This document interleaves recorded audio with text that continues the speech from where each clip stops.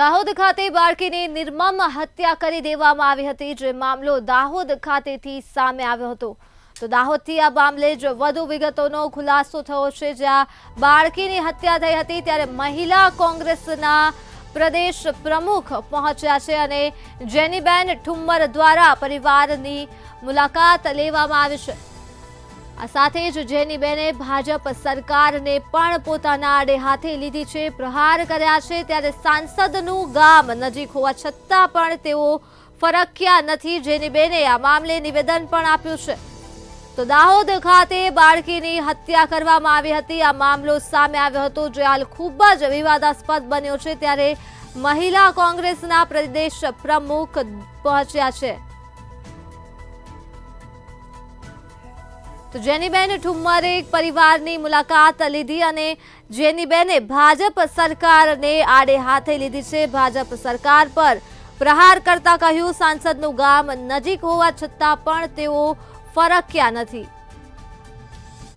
મુલાકાત રીતે જે પ્રમાણે દીકરીની નિર્મમ પ્રકારે હત્યા કરવામાં આવી, મારી પાસે બોલવા માટે કઈ શબ્દો જ નથી રહ્યા। આટલી નાની દીકરીને આની સાથે આવું અત્યાચાર કરવાનો વિચાર આવે, હું માનું છું ત્યાં સુધી એ માણસ નો કહી શકાય, પિશાચ કહી શકાય। અને આ પિશાચ એ આરએસએસ થી બિલોંગ કરે, વિશ્વ હિન્દુ પરિષદ કે જે પોતાના પ્રચારો માટેની, પોતાની રાષ્ટ્રીયતા માટે વખણાય છે। અમે તો વિચારધારાથી વિમુખ છે, પણ જે પ્રમાણે તમારી વિચારધારા નીચે કક્ષા સુધી, તમે ગ્રાઉન્ડ લેવલ સુધી તમે પ્રચાર પ્રસાર કરો છો, તો આવી ઘટનાઓ પછી આના ઉપર પણ ક્યાંક શંકાઓ ઉભી થાય છે। ભારતીય જનતા પાર્ટીની સરકાર, શિક્ષણ મંત્રી અહીંના પ્રભારી મંત્રી છે કુબેર ડિંડોર, શાળામાં, સરકારી શાળામાં આ ઘટના થઈ છે, શાળાના આચાર્ય દ્વારા થઈ છે, છતાંય તમે મૌન છો, હજી સુધી પરિવારની મુલાકાત નથી લીધી। નવાઈની વાત કહેવાય। અહીંયાના વજુભાઈ ખાબડ જે પંચાયતના મંત્રી છે, આ તાલુકો એમનો છે, છતાં પણ ક્યાંક આવી નથી શક્યા, તો આ પણ નવાઈની વાત કહેવાય। કદાચ તમારે પ્રધાનમંત્રી અને મુખ્યમંત્રીના કાર્યક્રમોમાંથી ફુરસદ નહીં મળી હોય,